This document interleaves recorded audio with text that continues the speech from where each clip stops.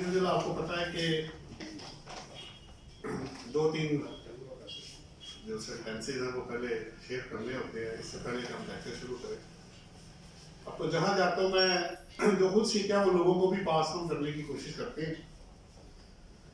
तो आप मोबाइल पे हैं, अपने नेट यूज कर रहे हैं, गाड़ी में हैं, लैपटॉप पे हैं, जहाँ भी हैं आप सिस्टम पे हैं, उसमें 93.4 जरूर सेट कीजिएगा और सिर्फ उसमें कुरान मजीद का सिर्फ तलावत और तर्जुमा आपको मिलेगा, उसके अलावा कुछ नहीं मिलेगा। सुबह 5 बजे से लेकर रात 12 बजे तक जहाँ भी कहीं हो। अब करना क्या है, just we have to listen what the translation is being made in our mother language. आपको सुनने से ही उसका इतना गहरा असर पड़ेगा। मुझे तो काफी असर पड़ा है। आप देखते हैं कि उसमें जितनी भी मेरी गलत फहमियां या खुश फहमियां थी ना कि दुनिया के बारे में, वो सारी दूर कर दी।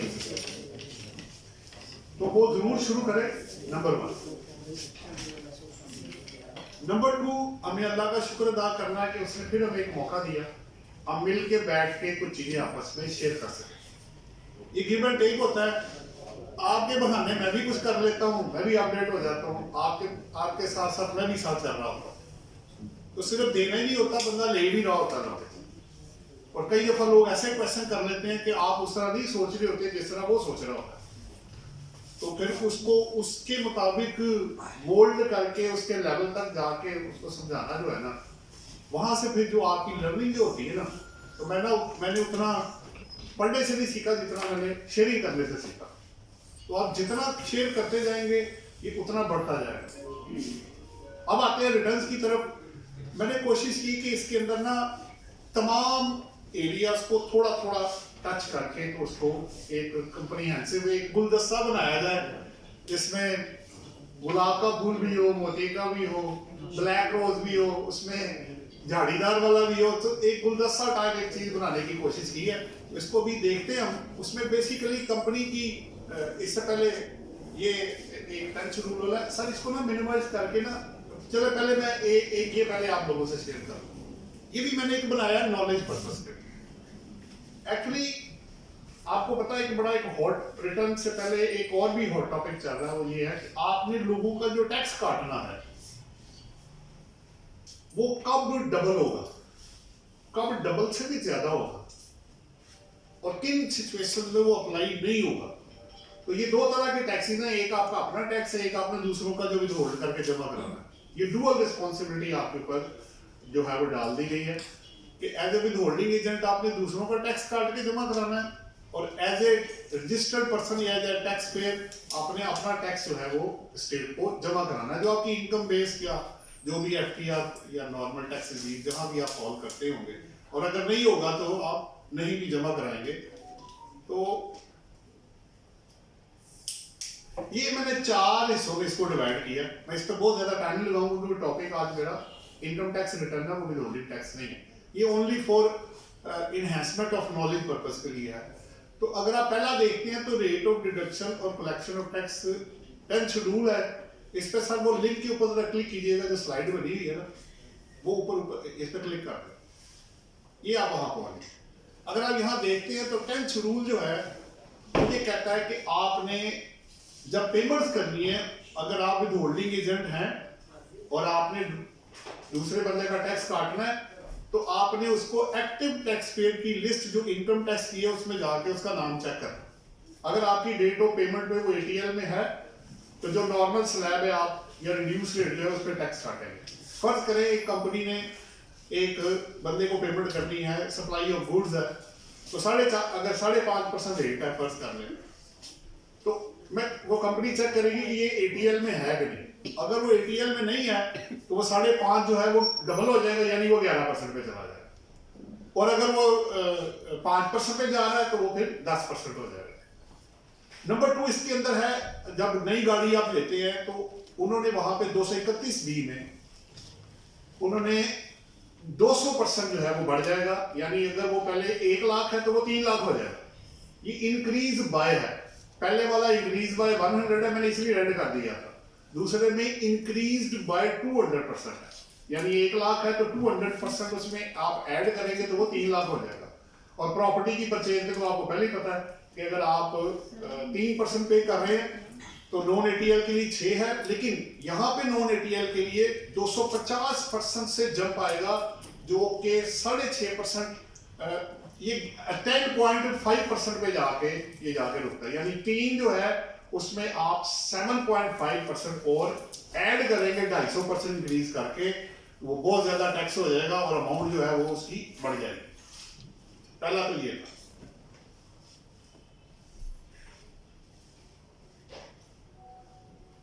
अब नंबर 2, किन किन केसेस में ये रेट डबल नहीं होगा, यानी इंक्रीज्ड जो रेट्स है वो अप्लाई नहीं होंगे। ये डिफरेंट सेक्शन है। सैलरी वाला अगर एक बंदा अगर वो रिटर्न नहीं फाइल कर रहा तो एम्प्लॉयर ने पूरा ही टैक्स काटना है, उसने डबल टैक्स उसको चार्ज नहीं करना। इवन वो डायरेक्टर की जो फी है 3 या 4 के अंदर 149 में दिया हुआ 20% रेट है, वो भी डबल नहीं होगा क्योंकि वो सैलरी की मद में ही टैक्स काटा जा रहा है। फिर आगे आप नॉन रेजिडेंट्स को पेमेंट्स है, एक आपका 152 में जो 2AA 2AB 2AC के अंदर है, फिर आपके जो फिर 152 है जो पार्ट 2 के अंदर 152 के अंदर फॉल करेंगे 5A के मुताबिक, फिर जो 4th है वो भी 152 है। तो certain payments to non residents, वहां भी अगर वो बंदा नॉन एटीएल में भी है तो तब भी आप उसका डबल रेट नहीं काटेंगे, यानी स्टैंडर्ड रेट उस पर अप्लाई किया जाएगा। 5वें पे आप देखते हैं एक्सपोर्ट ऑफ गुड्स है और 6ठे पे एक्सपोर्ट ऑफ सर्विसेज है, 154 एंड 154 है। उसमें भी अगर आप नॉन एटीएल में है तो जो बैंकिंग या जो क्लियरिंग जो भी आपकी पेमेंट आ रही है उसके ऊपर विद होल्डिंग जो एजेंट होगा वो आपका नॉर्मली जो 1% या 0.25% जो रेट होगा वो काटेगा, वो डबल नहीं होगा।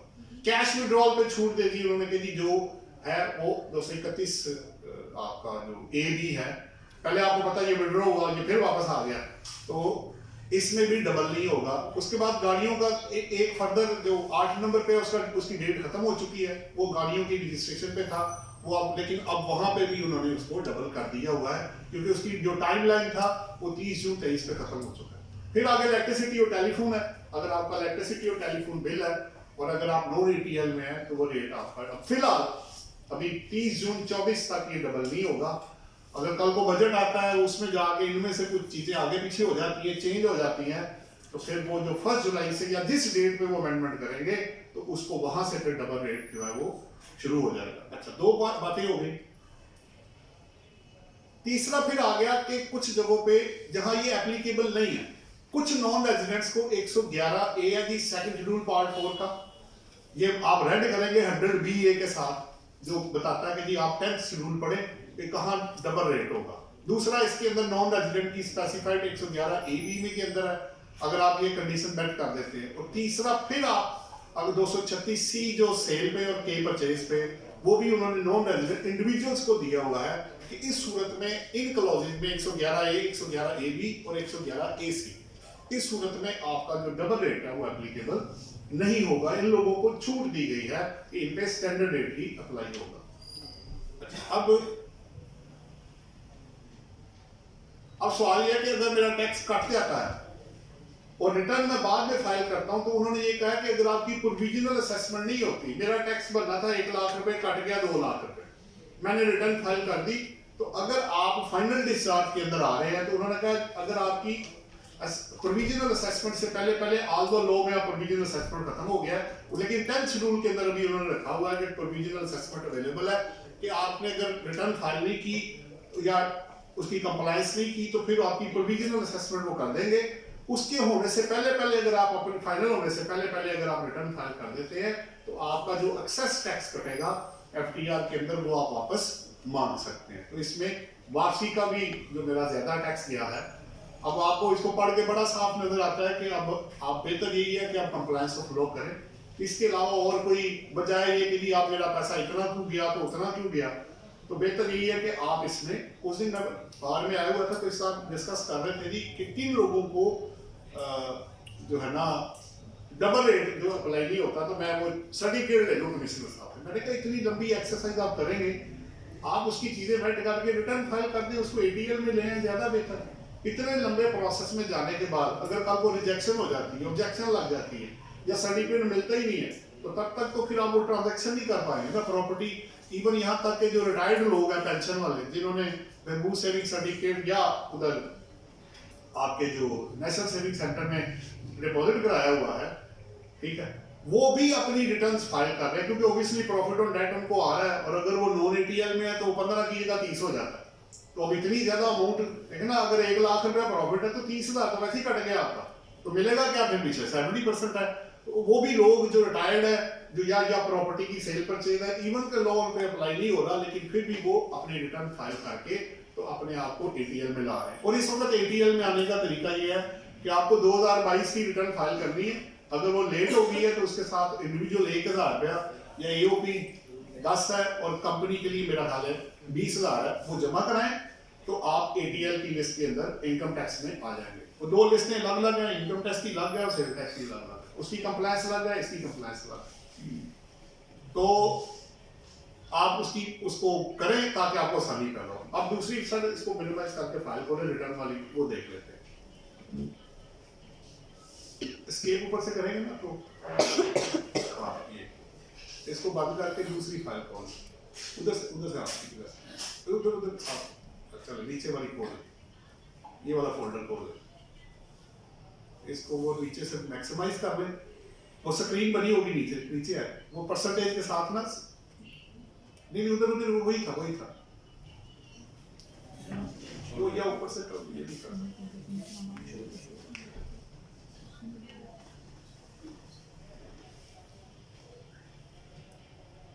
चल। इसको मैंने ऐसे किया कि मैंने इसको ना क्वेश्चन आंसर्स में कन्वर्ट कर लिया। अच्छा, एक तो पहले मैं आपको बता दूं कि जो YouTube अगर आपको बुक हमारी चाहिए 18 से 24 तक, वो तमाम लोगों के लिए हमने फ्री की हुई है। और आपको हमारा जो फेसबुक का ग्रुप है institute of taxation and finance के नाम पे हमने अकेडमी छोटी सी बनाई हुई है, उसको आप सर्च कर लें। उसके अंदर हमने उसका फाइल्स का एक फोल्डर अंदर बना होता है, उसको क्लिक करें तो उसके अंदर 18 से लेकर 24 तक की तमाम किताबें हमने अपलोड कर ली हैं। और ये वीडियोस भी हम अपलोड कर रहे हैं, इसी नाम से यूट्यूब का चैनल भी बना हुआ है, तो आप वीडियोस भी देख सकते हैं। और प्लस आपको वो मटेरियल जो है, बल्कि आप भी सदके जारिये में हिस्सा डाल दें, जितना स्वाब मुझे मिलेगा आपको भी मिल जाएगा। आप वो किताब आगे लोगों को पास ऑन कर दें कि वो फ्री है बिल्कुल। तो 18 से लेकर 24 तक की तमाम किताबें जो उस वक्त के लॉ के मुताबिक थी वो हमने अपलोड की हुई है। इंशाल्लाह आगे भी अगर मौका मिला, अल्लाह ने जिंदगी रखी और मौका दिया, तो इंशाल्लाह ताला आगे भी इंशाल्लाह आपको ये किताबें जो है वो चलती रहेंगी। इनकम टैक्स और सेल टैक्स दोनों बेसिकली सीए जो काले होते हैं ना, सीए और आईसीएम में जो टैक्स पढ़ते हैं पिफा वाले इधर उधर सब लोग, उनके लिए वो बनाई गई है। अच्छा जी, इससे पहले कि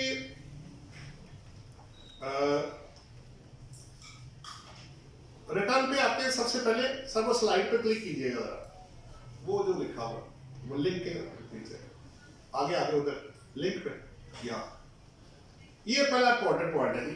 कंपनी ने आप सबसे पहले ये चेक करें, देखिए आपको पता है 3 बेसिक क्वेश्चन लाजमी है। कौन रिटर्न फाइल करेगा, कब फाइल करेगा और कैसे फाइल करेगा। कौन फाइल करेगा, 114 सेक्शन में पूरी एक लिस्ट पड़ी हुई है, जिसमें कुछ आपको बता देता हूँ। जैसे कंपनी है विदाउट एनी लिमिटेशन है, अगर अदर देन एक कंपनी है तो जिनकी taxable income maximum non taxable limit से ज्यादा हो जाएगी, ठीक है। प्लस एनपीओ अगर आपका है, नॉन प्रॉफिट ऑर्गेनाइजेशन है, अगर आपने पिछले 2 साल में टैक्स लगा हुआ है, आपकी फाइनल टैक्स रिजीम में इनकम कवर्ड टैक्स लग रहा है, या आपके पास 1000 सीसी से ज्यादा गाड़ी है, या आपका इलेक्ट्रिसिटी का बिल जो है वो 5 लाख रुपए से ज्यादा एनुअल है, वो लिमिट ऊपर नीचे होती रहती है, ठीक है। तो एक लिस्ट पूरी है, उसमें आपको चेक करना है कि अगर आपका टैक्स पेयर या आप उसमें फॉल कर गए तो फिर आपको रिटर्न देना लाजमी हो जाएगा। हाँ, इसमें कुछ एक्सेप्शंस भी हैं।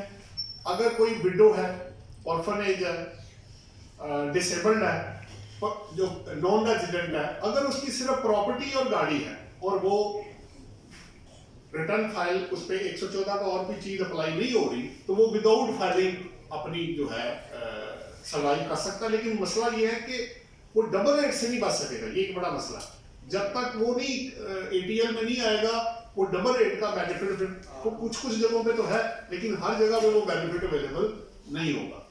अच्छा, अब कौन फाइल करेगा ये आएगा, कब फाइल करेगा। देखिए ज्यादा जो लोग हैं वो 30 सितंबर में फॉल करते हैं। बेसिकली कंपनी के लिए कानून ये है कि अगर आपकी कंपनी का year end January to June के दरमियान आ रहा है, जनवरी टू जून के दरमियान है, तो फिर जो फॉलोइंग 31 दिसंबर होगा उस तक आपकी लास्ट डेट, जैसे आज 28 है, ये संडे तक 31 तक आपके पास लास्ट डेट है इसकी रिटर्न फाइल करने की। इसके अलावा जितने टैक्स पेयर है उनकी डेट 30 सितंबर। हाँ, एक बंदा अगर डिसीज्ड हो गया, परमानेंटली लिविंग पाकिस्तान है, उस सूरत में वो शॉर्ट पीरियड की रिटर्न भी फाइल कर सकता है। लेकिन अगर अपलोड नहीं है तो जाहिर बात है अपनी कंप्यूटेशन खुद बना के फिर टैक्स ऑफिस में, आपको पता उन्होंने लॉ पास कर दिया कि परमानेंटली अगर लिविंग किसने करना पाकिस्तान तो वो अपनी रिटर्न्स की ऑब्लिगेशन सारी चीजों को डिस्चार्ज करके एनओसी लेके फिर हो जाए, ताकि उसको कल को फिर प्रॉब्लम ना हो। अब आ जाते हैं, अब पहला सवाल क्या था, कौन फाइल करेगा? कंपनी के लिए कोई लिमिट नहीं। Once it will be incorporated with the securities and exchange commission of Pakistan, incorporation certificate जैसे ही आपको मिला, आपकी कंपनी बन गई। आपने एनटीएन लिया या नहीं लिया, आपने सेल टैक्स रजिस्ट्रेशन कराई या नहीं कराई, ऑटोमेटिकली आपकी जो रिटर्न है वो लाजमी हो जाएगी, चाहे आपने बिजनेस किया या नहीं किया। इवन के बंद पड़ी हुई है, लॉस में है, प्रॉफिट में है, ब्रेक इवन है, जो भी है, तो आपको रिटर्न फाइल करना लाजमी होगा, नंबर 1। अब चाहे आपकी प्राइवेट कंपनी है, लिस्टेड है, अनलिस्टेड है, सिंगल मेंबर कंपनी है, एसएमसी जिसे आप कहते हैं, कोई भी है company, once you will be in the definition of company, you are legally required to file the income tax return. अब पहला सवाल क्लियर हो गया कि कौन फाइल करेगा। दूसरा क्वेश्चन, कब फाइल करेगा, वो डेट्स मैंने आपको दी। और तीसरा क्वेश्चन कि कैसे फाइल करेगा। इस वक्त काफी लोगों को ऑनलाइन रिटर्न फाइल करना, with holding statement, sale tax की रिटर्न, इनकम टैक्स की रिटर्न्स, चाहे इंडिविजुअल एओपी या कंपनी है, 73 रूल है जो बताता है कि किन किन लोगों को ऑनलाइन रिटर्न फाइल करना मस्ट है। देखिए ऑनलाइन में 2 बेनिफिट है आपके पास।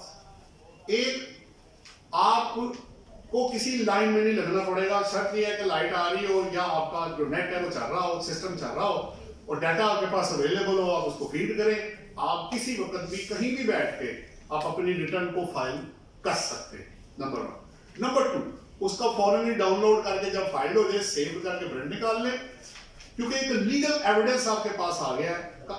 मैनुअल में कोई बंदा ये भी कह सकता है जनाब ये तो मेरे रिसीव ही नहीं हुआ, ये आपकी स्टैंप ही फेक है। ऑनलाइन वाला फेक नहीं होगा क्योंकि वो तो जेन्युइन है, वो तो आपके पास प्रूफ अवेलेबल है। सो टाइम की सेविंग है, लीगल एविडेंस है और आपके लिए आसानी है। कहीं लाइन 50 बंदों के बाद आपकी बारी नहीं आनी, पहला नंबर ही आपका। अगर आपने उसका पोर्टल खोल लिया, डाटा है, आप फीड करें, आप रिटर्न फाइल कर दें। तो अगर आप ऑनलाइन का फायदा उठाना चाहते हैं तो आप उसका फायदा उठा सकते हैं। अच्छा, अब रिटर्न मैंने कौन सी फाइल करनी, ये भी एक सवाल है। चौथा क्वेश्चन क्या है, मैंने रिटर्न कौन सी फाइल करनी है। तो अब आप 2 चीजें ध्यान में रखिएगा। अगर आप इंडिविजुअल है, कंपनी है, एओपी, तीनों केसेस को एक रिलीफ दिया हुआ है, जो मैं पिछले सेशन में भी कह चुका हूं। आपके पास स्मॉल एंड मीडियम इंटरप्राइजेस की डेफिनेशन में अगर आपका क्लाइंट फॉल कर गया, चाहे वो इंडिविजुअल है, चाहे वो कंपनी है या एओपी, 2 कंडीशन मेट करनी है। एक, उसकी एनुअल टर्नओवर 250 मिलियन से ज्यादा ना हो, और दूसरा, वो मैन्युफैक्चरर हो। तो आपको एक ऑप्शन आपके पास आ जाएगी कि आप टर्नओवर पे 0.25 या 0.5% टैक्स पे करें और आपके लिए फाइनल हो गया टैक्स। और इसके बाद आपको ऑडिट में भी सहूलत मिलेगी और आपको कुछ जगहों पे विद होल्डिंग, कुछ जगहों पे भी छूट आपको दी जाएगी। सो ये एक बड़ा अच्छा, एक कोरोना वायरस जब आया था उस दौरान में जो भी हुकूमत थी, गिनती भी थी उस वक्त, एक्चुअली देखिए इसमें लार्ज की बात नहीं हो रही है, लार्ज स्केल की बात नहीं हो रही, स्मॉल एंड मीडियम सबसे ज्यादा इफेक्टिव वही लोग हुए जिनके पास ना लेबर था ना मटेरियल था। तो उनको फिर सहूलत दी गई कि वो इतना टैक्स दे दें और इनकम टैक्स में उनसे कोई फर्दर क्वेश्चन नहीं किया जाए। तो ये रिटर्न पहले चेक कर लें, अगर अप्लाई होती है तो ये वाली यूज कर लें, नहीं तो फिर वापस ऊपर आप, मैंने कलर इसलिए चेंज किया ताकि आपको आसानी रहे, क्योंकि ये 10 टाइप्स की रिटर्न अपलोड हुई है। अभी जो आपका टॉपिक आ रहा है वो दूसरे और 10th के अंदर आ रहा है। तो पहले आप 10th चेक कर लें, उसमें अगर आप आते हैं तो ठीक है, नहीं आते 10th में एक और क्वेश्चन है, वो मैं आपको बाद में बताऊंगा। अगर 2 में आप आ गए तो फिर कंपनी की जो नॉर्मल रिटर्न है वो आप फाइल करें उसके अंदर। 4 नंबर 5 क्योंकि इसमें लिंक नहीं उस तरह लगे हुए, तो ये मैंने इसके 48 क्वेश्चन बनाए हैं। ये जरा बेसिक सरा क्लिक कीजिएगा स्लाइड 30 को। ये पहले भी मैंने कहा हुआ, देखिए एक इनकम टैक्स लॉ में there are 5 heads of income. आप देख सकते हैं salary, income from property, business income, capital gain, income from other sources. तो मैंने रिटर्न में बेसिस क्या यूज करनी, क्या मुझे पता? देखिए सैलरी तो कंपनी की इनकम होती है, ना एओपी की होती है। तो आप देखेंगे कि कंपनी के लिए नॉट एप्लीकेबल है, एओपी के लिए भी। और बेसिस क्या है? Received basis. इसलिए आपको कंपनी की रिटर्न में सैलरी इनकम नजर नहीं आएगी, बाकियों में नजर आएगी, एओपी में भी नजर नहीं आएगी, क्योंकि सैलरी और एओपी की सैलरी इनकम होती नहीं है, वो एम्प्लॉय नहीं किसी की होती। नंबर 1। नंबर 2 आपकी या प्रॉपर्टी इनकम यानी रेंटल इनकम जिसे आप कहते हैं, आप घर किराए पे देते हैं या अपार्टमेंट आपने किराए पे दिया है। फिर बिजनेस इनकम है जो कारोबार आप करेंगे। फिर कैपिटल गेन है, बेसिस आगे लिखी हुई है। और इनकम फ्रॉम अदर सोर्सेज। तो 4 हेड्स में जो फॉल नहीं करेगा वो ऑटोमेटिक 5वें हेड में फॉल कर जाएगा। बेसिकली इनकम उन्होंने छोड़ी कोई नहीं है। इवन कि फकीर की इनकम भी चार्जेबल टू टैक्स है अगर वो प्रिस्क्राइब्ड लिमिट से ज्यादा कमाएगा। पाकिस्तान में स्मगलिंग की इनकम भी चार्जेबल टू टैक्स है, ये जरा ध्यान में रखिएगा। वहां वर्ड लीगल या इलीगल नहीं यूज हो रहा, वहां वर्ड है टैक्सेबल इनकम है। एजेंसी के अलग पीछे पड़ेगी, वो एक अलग इशू होगा, लेकिन लीगल और इलीगल का कॉन्सेप्ट इसके अंदर नहीं है। उन्होंने टैक्स अपने अगर बनता है तो उससे कलेक्ट करना है। बहरहाल वापस आते हैं, तो आप सारे मिलकर सोचें, आप इन 5 हेड्स ऑफ इनकम से बाहर नहीं जा सकते, क्योंकि अगर आप एम्प्लॉय नहीं है, फिर आप बिजनेस में चेक करेंगे, प्रॉपर्टी में चेक करेंगे, कैपिटल गेन में चेक करेंगे जो कैपिटल एसेट बेचने से है, और जितने बाकी हेड्स बचेंगे वो ऑटोमेटिक 5वें हेड में फॉल करते हैं। तो इनकम उन्होंने छोड़ी कोई नहीं है जनाब। देखने में 5 है बट टेक्निकली सब कुछ है इसके अंदर कवर हो जाता है। और बेसिस पहले और 5वें की आप देखेंगे रिसीव बेसिस है, दूसरा और तीसरा अक्रूवल है। ऑप्शन सिर्फ आपको कंपनी को अवेलेबल है कि बिजनेस इनकम में जो है एक ही है अक्रूवल, और अदरवाइज जो बंदा है या इंडिविजुअल या एओपी है उसको अक्रूव्ड या रिसीव्ड बेसिस है। लेकिन रियल अकाउंटिंग सिस्टम अक्रूवल ही है, रिसीव्ड बेसिस जो है वो रियल सिस्टम नहीं है। दिस इज व्हाई के आपको ज्यादातर जो रिटर्न्स या अकाउंट्स नजर आएंगे वो आपको अक्रूवल बेस पे नजर आएंगे। और कंपनी के लिए तो ऑप्शन ही नहीं है कि वो कैश बेसिस यूज कर सके बिजनेस इनकम के लिए। ओनली वन मेथड, चाहे वो लिस्टेड है, अनलिस्टेड है, प्राइवेट है, किसी भी कंपनी के अकाउंट्स आपको कैश बेसिस पे नजर नहीं आएंगे, क्योंकि वो रियल अकाउंटिंग सिस्टम नहीं है। चले आगे चलते, इसको सर ऊपर वाले को क्लिक कीजिएगा, टॉप वाले को, बेसिस ऑफ टैक्सेबिलिटी को, ऊपर ऊपर ऊपर ऊपर ऊपर ऊपर इसको क्लिक करें, बस इधर रुक जाएगा। अच्छा जी, इसके बाद मैंने कहा क्वेश्चन आंसर मैंने बना दिए। 3 चीजें जी, छोटा सा ओवरव्यू दूंगा। Income, total income, taxable income, ये तीनों चीजें रिटर्न में उन्होंने मांगी हुई। अगर आप गौर करेंगे ना तो पहला जो कॉलम है, जो रिटर्न का पहला कॉलम है जो फिगर्स वाला है, वो टोटल का है, ठीक है। फिर जो दूसरा कॉलम है वो exempt, not chargeable to tax, final discharge में कवर्ड वो है। और तीसरा क्या है? Taxable income. तो उसने आपसे तीनों चीजें मांग ली और तीनों को ऑलरेडी लॉ में डिफाइन उसने कर दिया हुआ है। तो पहले आप आएंगे इनकम। ये मैंने नीचे इक्वेशन इसलिए बना दी कि मैं अगर लीगल वर्डिंग पढ़ने बैठ गया तो आप सब लोग सो रहे होंगे, फिर आप कहेंगे समझ नहीं आ रही हो, क्या बंदा बोली जा रहा है, बोलते ही जा रहा है। तो मैं कोशिश कर रहा हूं कि आसान लफ्जों में आऊं, आपको समझ तो कम से कम कुछ ना कुछ तो बंदा लेके जाए ना। Something is better than nothing, कुछ तो लेके जाएगा वो। तो इनकम की डेफिनेशन जो है ना, जो मैंने इक्वेशन बनाई है, income under NTR plus income under FTR, NTR normal taxes, FTR final taxes plus deemed income और प्लस लॉस ऑफ इनकम, ये चारों को आप प्लस करेंगे तो आपकी इनकम जो है वो कवर होगी। क्वेश्चन फिर आप नोट कर लीजिएगा, बाद में फिर आपको पूरा मौका मिल जाएगा। टोटल इनकम, ये बड़ा इंटरेस्टिंग है। Income under 5 heads of income plus exempt income. आप यदि एग्जेम्प्ट भी आप ऐड करी जा रहे हैं तो टोटल के कॉलम में exempt income is also a part of income, वो आपकी टोटल इनकम का हिस्सा है। लेकिन जैसे ही आप टैक्सेबल में जाएंगे, वो टोटल इनकम में से आपकी एग्जेम्प्ट इनकम और डिडक्टेबल अलाउंसेस, आपका ज़कात, WPP या वर्कर वेलफेयर फंड और एजुकेशनल एक्सपेंसेस जो हैं वो आपके माइनस करके, जिसको जो अलाउड है, तो आपकी टैक्सेबल इनकम। आप देखें, थोड़ी सी कॉमन सेंस अगर आप इस्तेमाल करें ना, तो टैक्सेबल पहुंचना मैंने टैक्सेबल इनकम पे ही है, क्योंकि मैंने उस पे टैक्स देना है। तो लेकिन उसके लिए मुझे टोटल इनकम और एग्जेम्प्ट इनकम का पता होना लाजमी है।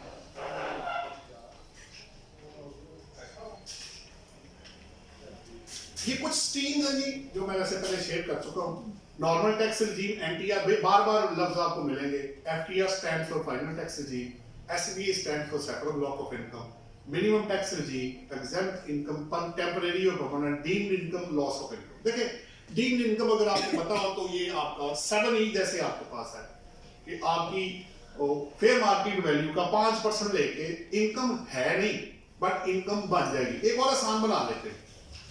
मैंने एक बंदे से 1 करोड़ लोन लिया, मुझे कानून का नहीं पता था, मैंने कैश में ले लिया, मेरा दोस्त था, तो मैं लॉ से अवेयर ऑफ नहीं था, मैंने पैसे लिए, मैंने प्रॉपर्टी खरीदी और साथ मैंने पेबल दिखा दिया कि जी पेबल टू फ्रेंड, और ऊपर प्रॉपर्टी 1 करोड़ की मैंने डिक्लेयर कर दी। मुझे नोटिस आ गया, भाई ये तुमने पैसे कहाँ से लिए? मैंने कहा जी लोन आया। उन्होंने कहा जी मुझे मोड ऑफ रिसीट आप बताएं, मोड ऑफ लोन आपके पास कैसे आया? अब मुझे नहीं पता, मैं वो मतलब बड़ी खुशी से मैंने बताया कि जी मैंने अपने दोस्त से कैश में लोन लिया। उसने कहा ठीक है जी, काफी है। इनको 39 जो 3A या जो भी उसका रेलिवेंट सब सेक्शन है, 39 के अंदर उन्होंने जाके इसको इनकम बना के, है नहीं इनकम, मेरे पास इनकम नहीं है, मैंने कुछ नहीं कमाया, लोन से मैंने प्रॉपर्टी ली है, इनकम है नहीं, बट डीम्ड इनकम बना के उस पर आपको टैक्स लगा दें, क्योंकि आपने क्रॉस चेक में रिसीव नहीं किया। सो कहीं एक्सेप्शंस भी हैं, अगर आप बैंकिंग कंपनी से ले लेते हैं पैसे, क्रॉस चेक में ले लेते हैं, या रिलेटिव से ले लेते हैं, जो दोनों डिक्लेयर कर लेते हैं, तो कुछ जजमेंट्स आई नहीं है कि अगर आप रिलेटिव से कैश भी ले लेते हैं, वो दोनों पार्टीज डिस्क्लोज कर देती हैं, तो वहां पे छूट दी जाएगी।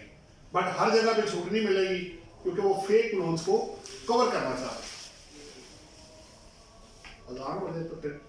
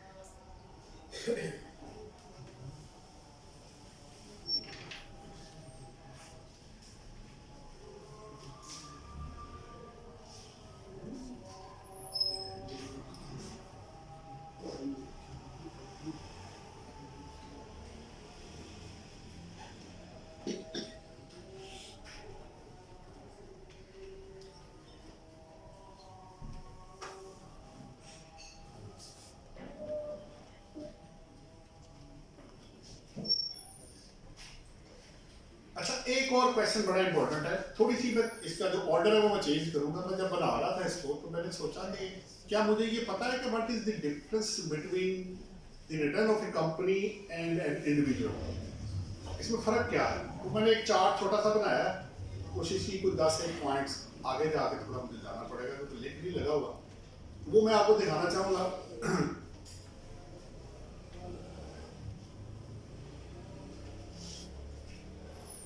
ये है जी 10 पॉइंट। नंबर 1, आपको कंपनी के केस में पहला पॉइंट सैलरी इनकम नजर नहीं आएगी क्योंकि होती नहीं।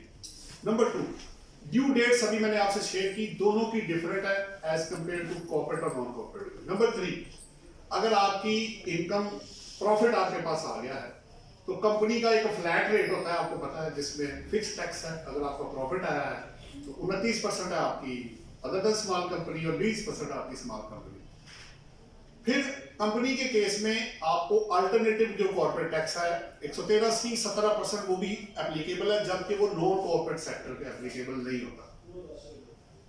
टैक्स क्रेडिट दोनों के डिफरेंट है, मैं अभी आपको एक चार्ट दिखाऊंगा, बल्कि आप जब देखेंगे रिटर्न्स के अंदर तो टैक्स क्रेडिट कंपनी के कुछ और है और अदर देन कंपनी के कुछ और है। इसी तरह जो टैक्स रिडक्शन है वो कंपनी के लिए कुछ और है और दूसरों के लिए डिफरेंट है। कुछ कॉमन भी हो सकते हैं, कुछ अनकॉमन भी है। 7वां पॉइंट, बैलेंस शीट आप कंपनी के केस में लाजमी है, जबकि इंडिविजुअल के केस में आपको वेल्थ स्टेटमेंट फाइल करनी होती है। तो आप समझे कि बैलेंस शीट ने वेल्थ स्टेटमेंट की जगह ले ली।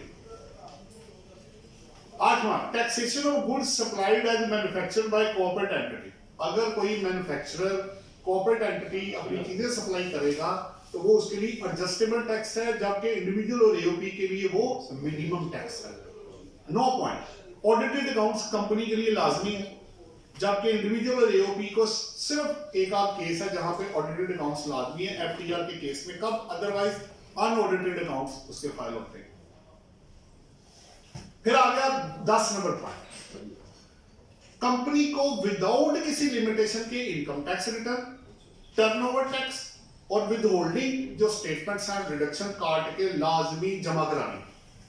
सो कुछ प्लस है और कुछ माइनस है। एक और भी है, वो भी दे देता हूं मैं आपको, भी मेरे जेब में आ गया, वो भी ऐड कर लेते हैं। आप कंपनी में डायरेक्टर्स को सैलरी दे सकते हैं, एओपी में मेंबर तनख्वाह भी ले सकते हैं। अगर वो सैलरी लेंगे तो वो शेयर ऑफ प्रॉफिट बनेगा, वो आप वहां पे सैलरी ले सकते हैं। तो कुछ बेनिफिट्स लॉ ने दिए हुए हैं कॉर्पोरेट सेक्टर को और कुछ दिए हुए हैं उन्होंने नॉन कॉर्पोरेट सेक्टर को। ज्यादा आपको नजर आएगा अगर रेट ज्यादा है इधर, तो इधर बेनिफिट और आपके पास अवेलेबल। तो उनकी कोशिश है कि डॉक्यूमेंटेशन ऑफ इकोनॉमी, अब देख लें पूरी इकोनॉमी आपकी जो घूम रही है, चाहे वो शुगर मिल है, चाहे वो टेक्सटाइल है, चाहे वो सिगरेट्स वाले हैं, चाहे सीमेंट वाले हैं, चाहे बेवरेजेस वाले हैं, चाहे इलेक्ट्रिसिटी सप्लाई वाले हैं, चाहे पेट्रोल पंप है, जो भी है, चाहे वो ट्रेडर है, सर्विसेज है, तमाम लोगों को एक ही चीज पे वो लेकर आ रहे हैं कि भाई अपनी डॉक्यूमेंटेशन लेकर, क्योंकि वर्बल चीज का वो वजूद नहीं होता, वो कम ज्यादा हो सकती है। इन राइटिंग वाली जो चीज है वो डॉक्यूमेंटेशन की तरफ इकोनॉमी बड़ी तेजी से जा रही है। आप देख रहे हैं एमआईएस पे इंफॉर्मेशन आ रही है, बैंक आपके ऑनलाइन हो गए, वो क्रेडिट एंट्रियां खुद ही बता रहा है, ये आपके बैंक में जी 1 करोड़ पे आपके 4 करोड़ पे आया है, तो आप इसको चेक कर लें। तो रिटर्न फाइल करने से पहले कुछ चीजें आपके लिए लाजमी होगी, एमआईएस है, मालूमात है, ठीक है, जो आपके पास डाटा, लेकिन अभी भी तमाम बैंक्स ऑनलाइन नहीं हुए। आप फिर भी क्लाइंट से पूरा डाटा लें, उसको वेरीफाई करें थर्ड पार्टी के साथ, एमआईएस के साथ, मालूमात के साथ, तब जाके और फिर उसको सेल टैक्स रिटर्न चाहे वो सूबों के पास है या फेडरल के पास है उससे मैच करें, ताकि आपको कल को ये मसाइल का सामना फिर ना करना पड़े।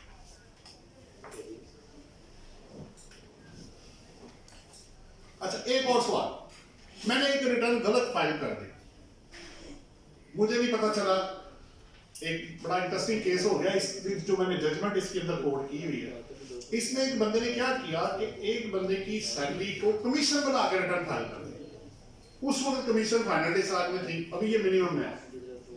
तो उन्होंने कहा जनाब बात ये है कि आप देखिए रिटर्न फाइल कर देने से अब लीगल डॉक्यूमेंट, अगर मैं रिटर्न को सिर्फ देखूं तो वो कह रहा है 133 में यानी 233 सॉरी कमीशन इनकम है, जबकि रियल डाटा ये कह रहा है कि ये बंदा सैलरी पर्सन, इसको तनख्वाह मिली है।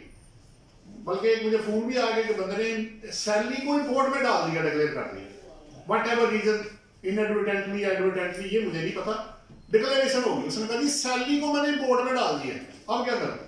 मैंने कहा भाई जो तुम्हारा रियल टैक्स बनता है तुमने वही जमा करवाना है, अब चाहे वो बढ़ जाए या कम हो जाए। प्लस आपको पता लग गया होगा कि रिवाइज रिटर्न करने का उन्होंने टैब डाल दिया है। अगर आप इनकम बढ़ा के या लॉस कम करके ऑफर करते हैं तो without approval of commissioner income tax आपकी वो टैब जो है उन्होंने Pakistan tax bar, Lahore tax bar, Karachi tax bar सबका क्रेडिट है जिन्होंने इसके अंदर वो टैब जो है वो ऐड करवाया है कि आप रिवाइज जो रिटर्न है without commissioner income tax approval के, लेकिन इनकम या तो आप एनहांस करेंगे या लॉस आप कम करेंगे। वैसे भी आपका नुकसान हो रहा है तो अप्रूवल लेके क्या करना है कि मैं, हम यानी आप ये पूछने जा रहे हैं इन शॉर्ट कि मैं इतना तो अपना बेड़ा गर्क कर लूं, अगर आपको ना मतलब एतराज ना हो तो इतना तो मैं कर सकता हूं अपना, आपका नहीं। अगर मेरा टैक्स पहले 1 लाख था, मैं 1.5 लाख देना चाहता हूं तो आपको कोई एतराज तो नहीं है। तो बेहतर यही है कि आप अपनी जो फैक्चुअल बेस्ड साइड है उसको कवर करें। ये भी बड़ी अच्छी फैसिलिटी है कि उन्होंने आपको दे दी है। लेकिन देखिए इस सारी डिस्कशन करने के बाद आपको क्रक्स जो निकलेगा ना वो यही होगा कि आपको अब अपने इनिशियल डेट पे पूरी मेहनत करनी पड़ेगी। वो अगर आप कर लें, आप रिटर्न कहते हैं आपका 80 to 90% केस इधर ही रिजॉल्व हो जाएगा। लेकिन आपकी डिक्लेरेशन जब गलत होगी, मिसमैच डाटा करेगा, तो फिर देखिए टैक्सेशन ऑफिसर भी हमारी तरह हमारे दोस्त ही हैं, इंसान ही है, मुसलमान भाई है वो हमारे, वो क्या करे? अगर आप मुझे एक ज़बानी चीज दे जाते हैं जिसका कोई वजूद ही नहीं है या वो टैली नहीं है तो मैं क्या करूंगा? मैं फिर ऑब्वियसली जो डिफरेंसेस आएंगे 111 में या अदरवाइज जो सेक्शन 21 है या 174 में डॉक्यूमेंट मिसिंग है, तो जो चीजें आप डिफॉल्ट करते जाएंगे मैं उतना उतना आपकी इनकम में ऐड करके तो आपसे टैक्स मांग लूंगा, फिर मैं तो फिर मजबूर हूं। लेकिन in the presence of paper work आपको बड़ी आसानी पैदा होगी, आपके टैक्स पे को भी आसानी होगी।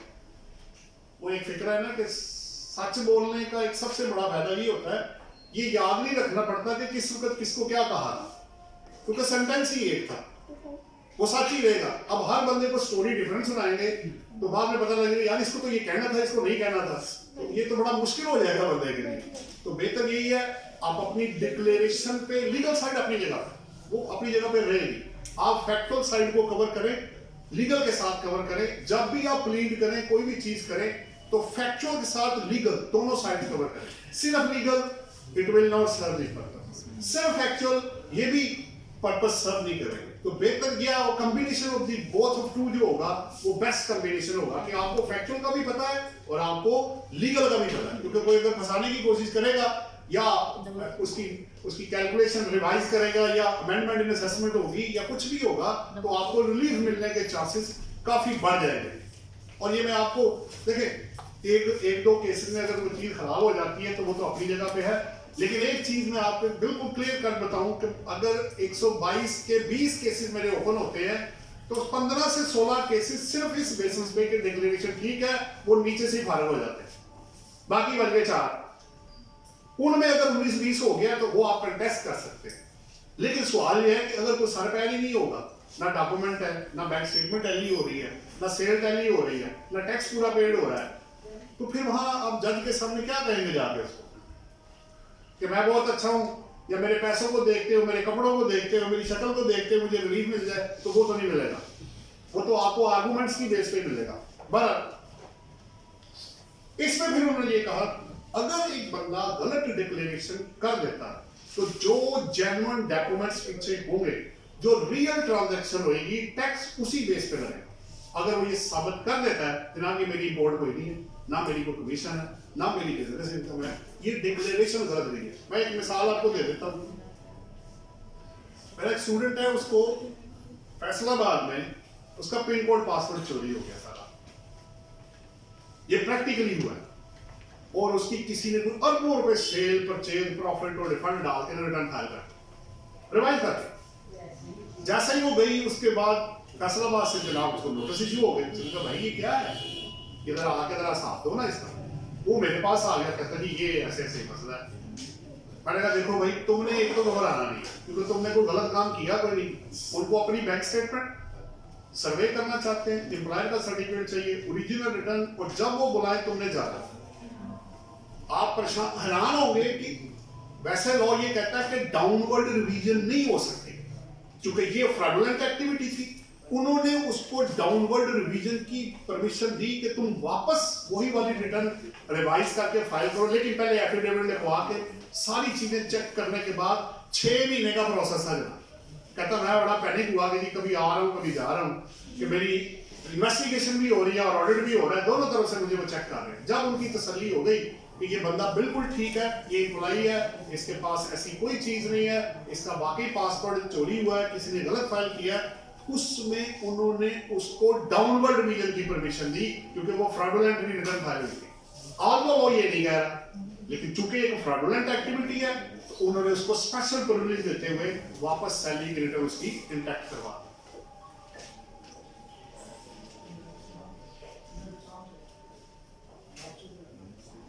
अब इससे पहले कि मैं ऊपर से आता, मैंने कुछ आपके लिए ये बनाया हुआ है कि रिटर्न का पूरा डाटा क्या बेसिक है। ये बर्ड आई व्यू है उसका। अगर आप देखते हैं तो इसमें रेजिडेंशियल स्टेटस है, जो आपको बताना है एट्रीब्यूट में जाके आपका क्लाइंट या टैक्स पे रेजिडेंट है कि नॉन रेजिडेंट।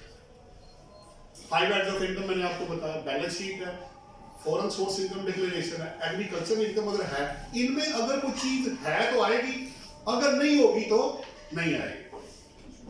फिर टैक्स चार्जेबल है, करते करते आप कंप्यूटेशन के ऊपर पहुंच गए। असल जो कंट्रोल कर रहा है वो कंप्यूटेशन। ये सारे चार्ट जो कुछ आप बनाएंगे ये अल्टीमेटली जाना है इन्होंने कंप्यूटेशन के अंदर। तो चार्ट जहां जो जो एप्लीकेबल है वो आप उसको फिल करें और उसके मुताबिक उसको लेके चलें। ये एक्सेल है जी, ये बिजनेस इनकम से कनेक्टेड है। तो अगर आप देखते हैं तो अमोर्टाइजेशन है, टेंजिबल एसेट की कमी को डेप्रिसिएशन कहते हैं, और इनटेंजिबल में जो आप डिक्रीज करेंगे उसे अमोर्टाइजेशन कहते हैं। पेटेंट्स, कॉपीराइट्स, गुडविल हो गया, सॉफ्टवेयर हो गया आपका इनटेंजिबल। मिनिमम टैक्स का टैब है जी, ऑप्शन आउट ऑफ पीटीआर, इसमें भी चार्ट बना हुआ दिखाता हूं मैं आपको। पेमेंट आप करेंगे तो अटैच करेंगे, company director, partner, member, proprietor, आप उसको जो डिक्लेयर कर रहा है वो बताएगा। अटैचमेंट्स आपने ऐड करनी है, एट्रीब्यूट्स के अंदर जैसे भी डिक्लेरेशन बताया, या एवरेज रेट लगाना है लास्ट 3 ईयर का, वो भी इसके अंदर ही है, और वेरिफिकेशन करके तो फिर आपने रिटर्न को फाइल करना।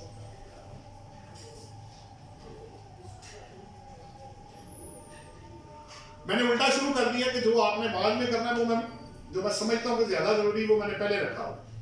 आप रिटर्न फाइल करने के बाद उसको सेव करें और ऑब्वियसली उसका प्रिंट निकाल के आप रख लें, ताकि कल को आपको कोई प्रॉब्लम ना हो।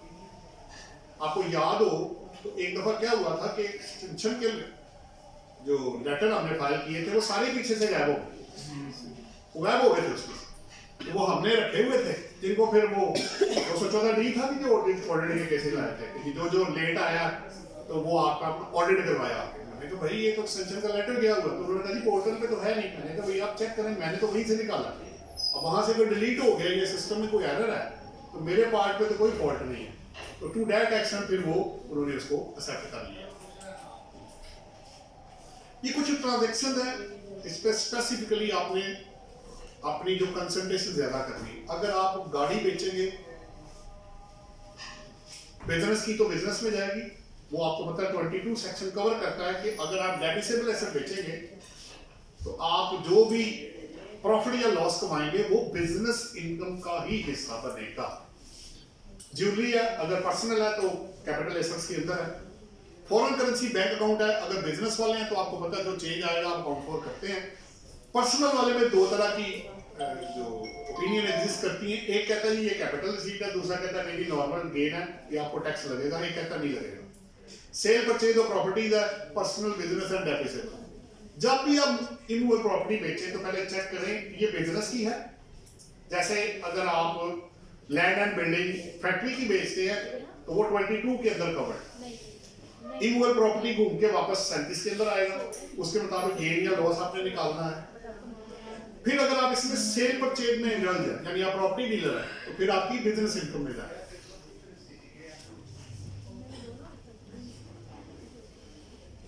एक और भी जो लोग कर रहे हैं वो ये है कि प्रॉपर्टी का काम कर रहे, जो लोगों ने सवाल रेज किए हैं कि प्रॉपर्टी का बिजनेस कर रहे होते हैं उसको वेल्थ में डिक्लेयर किया होता है।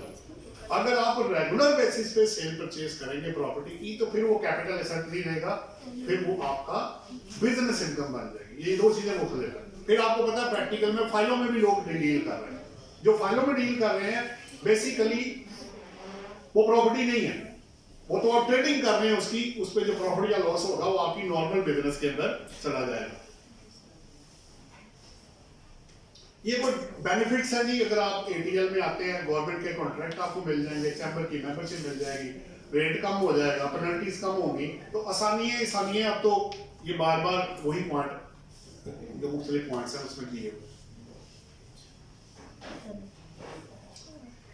अच्छा जी, ये तीन आपको पता डीम्ड इनकम है, 4C है और CBT है। CBT आपको पता है सिर्फ रेजिडेंट इंडिविजुअल्स के लिए, और अब आपको कंपनी में CBT नजर नहीं आएगा उसके।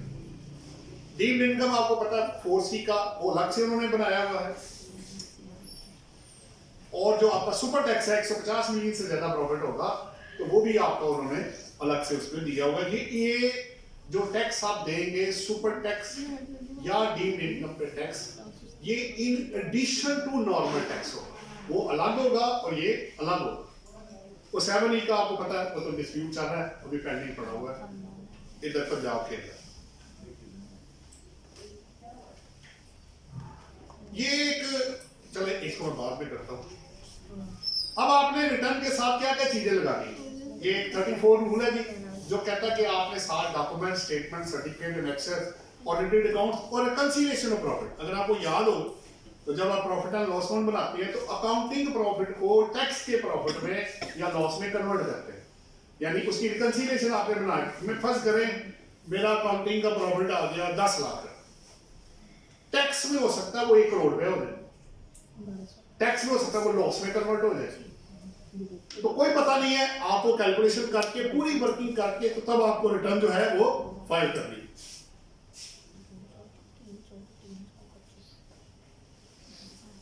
सबसे पहले आप अपनी कंप्यूटेशन बनाएं और फिर सिस्टम के अंदर ऐड करें। आप उसकी गलतियां पकड़ें, वो आपकी गलतियां पकड़ा होगा, डायरेक्टली फीड ना करें, फिगर उसके अंदर ज्यादा बेहतर होगा। फॉरेन एमिटेंसी जी, इस पे 2 पॉइंट से मैं शेयर करूंगा। अगर आपका अपना कोई रिलेटिव, देखिए एक तो है बिजनेस, मैंने एक्सपोर्ट की पैसा आ गया, वो तो एक्सपोर्ट की रियलाइजेशन है। एक आपका भाई है, बहन है, मदर है, वाइफ है, हस्बैंड है, जो भी है, बट रिलेटिव्स हैं बाहर बैठे हुए, वो आपको पैसे भेज रहे हैं, उस पर कोई लिमिटेशन नहीं। जितना मर्जी पैसा उन्होंने वहां कमाया हो, उसका सोर्स उनके पास, भेजने वाले का नाम, किसको भेजा, वो आप उसके सर्टिफिकेट प्रोड्यूस कर दे। अब आपको पता लग गया होगा कि अब आप मनी चेंजर के थ्रू भी पैसा ले सकते हैं, लेकिन बेहतर यही है कि आप बैंकिंग चैनल को यूज करें ताकि जितना भी पैसा है वो उस बंदे का व्हाइट मनी बन जाए, और उस पर ना तो कोई सेल टैक्स की इंप्लीकेशन है ना इनकम टैक्स की इंप्लीकेशन है। लेकिन अगर वो अनएक्सप्लेन्ड है, ब्लैक मनी व्हाइट हो रही है, तो 50 लाख रुपए तक की छूट उन्होंने दी है। लेकिन उसको करने से पहले इंटेलिजेंस एंड इन्वेस्टिगेशन वालों को भी देख लीजिएगा। ये ना हो कि आप मुख्तलिफ नामों पर पैसे मंगा रहे हो तो वो कहेंगे भाई ये आपको पैसे आ रहे हैं तो तुम चक्कर क्या भाई, बाहर तो लोग इतनी मेहनत करते हैं, मुल्क छोड़ के चला गया, वो इतनी तुम पे मेहरबानी क्यों कर रहा है, तुम्हें को पैसे आ रहे हैं, क्या ये एंटी मनी लॉन्ड्रिंग के मद में तो नहीं फॉल कर गया भाई, ये नॉर्कोटिक्स तो नहीं है भाई, इलीगल मनी तो नहीं है। तो ये भी जरा जेब में रख लीजिएगा, वो भी क्वेश्चन कवर करना बहुत जरूरी होगा। आप अपनी जितनी परचेज, सेल, एक्सपोर्ट करें उनकी रिकंसिलिएशन रिटर्न्स के साथ और विदहोल्डिंग स्टेटमेंट से टैली करते हुए। एक्सपेंडिचर सिर्फ वो वाले पोर्शन होंगे जो कि कॉमन एक्सपेंडिचर होंगे, तो एफटीआर और एनटीआर को अलग अलग करेंगे आप। Debit, credit card, Visa card check करें, जायज कार्ड। अच्छा याद रखिएगा, ये जो मोबी कैश और प्लस आप जो जायज कैश यूज कर रहे हैं, ये पीछे बैंक है, ये ना समझे कि बैंक नहीं है, पीछे बैंक पूरा ऑपरेट हो रहा है। आप उन्हें कहेंगे ना मेरी बैंक स्टेटमेंट दे दें, वो आपको पूरी दे देंगे और वो रिपोर्टिंग उसकी हो रही है। इसलिए उन ट्रांजैक्शंस को भी कवर करना, ये ना समझे कि बस वो ऑनलाइन हो गया तो किसी के सक्सेस नहीं है। उनके टेलीनॉर का पीछे बैंक और जायद वालों का अपना जो बैंक है वो पीछे ऑपरेट हो रहा है, वो तमाम उसी तरह ट्रांजैक्शन कर रहा है जिस तरह नॉर्मल बैंक एचबीएल है, यूबीएल है, एमसीबी है, ये उसी तरह बैंक है पीछे इसके। और इसी तरह डेबिट क्रेडिट जो कार्ड है या वीजा कार्ड है उसको भी काउंट फॉर करें। अकाउंटिंग साइकिल है जी, अकाउंट्स बनाना लाजमी है। अब बिजनेस इनकम देखें, काफी लोग अब जाके थोड़े फोन कम हुए, ज्यादा लोग यही सवाल करते हैं अगर मैं एफटीआर में कवर हूं तो रिकॉर्ड ना मेंटेन करो। भाई रिकॉर्ड नहीं मेंटेन करोगे तो प्रॉफिट कहां से आएगा? ड्राइंग कहाँ से आएंगी, कैपिटल कहाँ से आएगा। तो अब आपको अकाउंट्स जो है, इस पे आपको पता हमने सेशन भी स्पेशल रखे थे जिनमें ट्रेनिंग हमने दी थी। तो अकाउंटिंग जो है उसको भी थोड़ा सा टच करें। जिस तरह हम लीगल चीजें पढ़ रहे हैं आप भी अकाउंटिंग वाली चीजें कवर करें, ताकि आपकी फैक्चुअल और लीगल साइड दोनों कवर हो सके।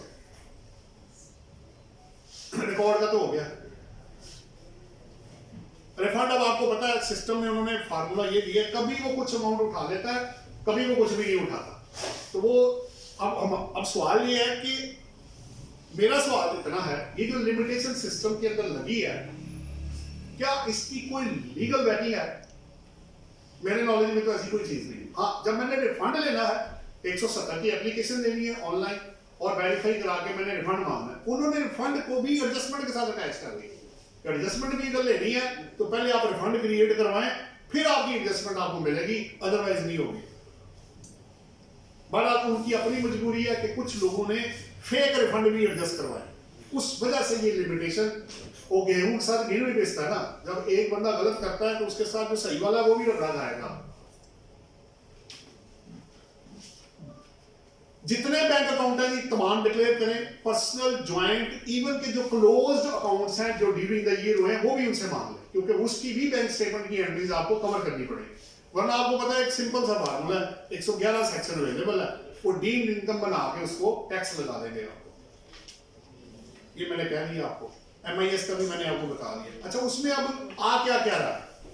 आपकी import, export, motor vehicles, bank accounts, properties.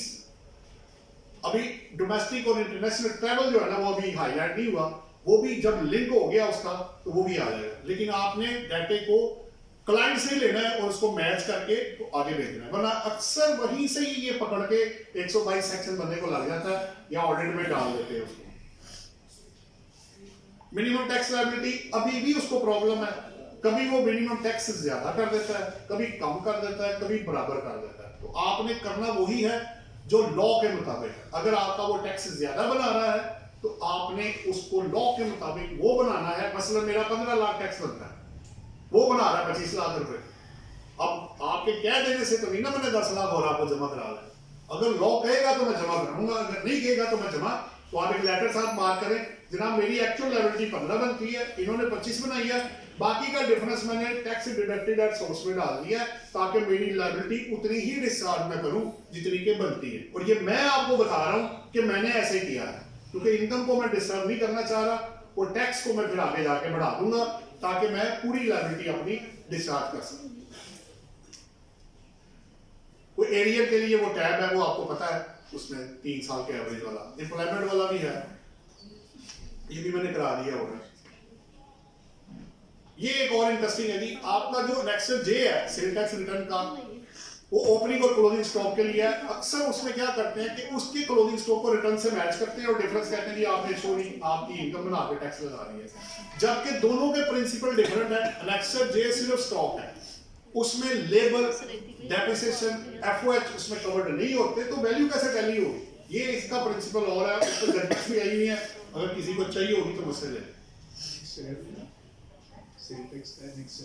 हाँ जी, एक जे भी है ना आपका सेल टैक्स रिटर्न, वो ओपनिंग और असल में ये है कि आप उसको यूज नहीं कर सकते, ये उस पर जजमेंट है बेसिकली, ये लिखी हुई है मैंने सामने।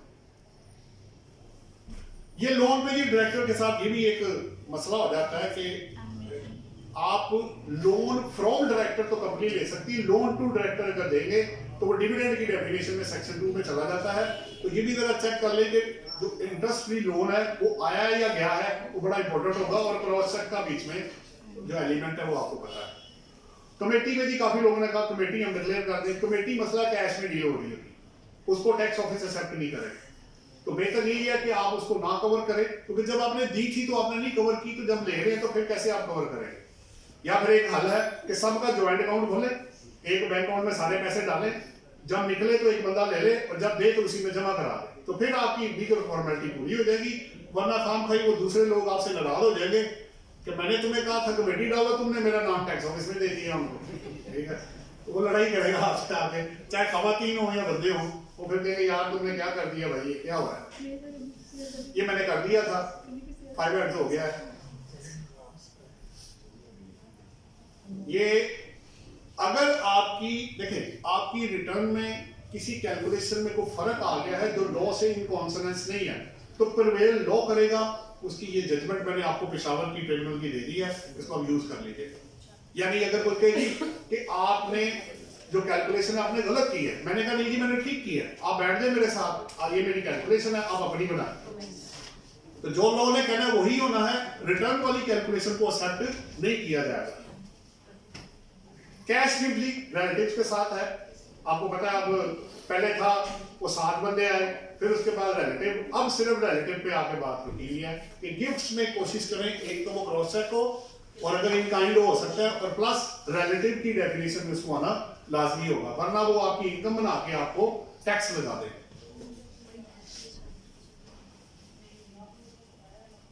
ये बड़ा इंपॉर्टेंट है जी। एक बंदे का केस पकड़ा गया तो उसने कहा जी आपने गाड़ी ली, डिक्लेयर नहीं की। पता चला कि उसकी फॉरेन रेमिटेंस बाहर से आई थी, उसने उसको भी इनकॉर्पोरेट नहीं किया और गाड़ी को भी नहीं किया। तो अगर आपके पास इवन कि आपने डिक्लेयर अगर नहीं किया, आपके पास एनफ सोर्सेज सेपरेटली या with the bank statement available है, तो आप को 111 सेक्शन हिट नहीं होगा। ये जजमेंट मैंने आपको उसके लिए कोट कर दिया। तो जब आई थी ना एमनेस्टी, उसमें काफी लोगों ने फोन किए, किसी को विरासत में आया, किसी को गिफ्ट में आया, किसी ने बहुत पुराना खरीदा। उसने कहा जी अब हम क्या करें, ये तो डिक्लेयर नहीं हुआ, तो ये तो कॉन्फिडेंट ही ना हो जाए, ये जब्त ही ना कर ले मुझसे। तो मैंने कहा नहीं भाई ऐसे नहीं है, अगर आप विद इन 6 ईयर आप आए हैं तो आप रिवाइज कर लें। उससे पहले अगर आपका है तो वो तो टाइम बाद हो गया होगा, ठीक है, वो ओपनिंग में ही आप डाल सकते हैं, लेकिन आप पहले चेक कर लें कि आपके पास सोर्सेज है कि नहीं। तो वो डर गए थे जी कहीं छीन ना ले, मैंने कुछ नहीं होता, आप डिक्लेरेशन को कवर करें।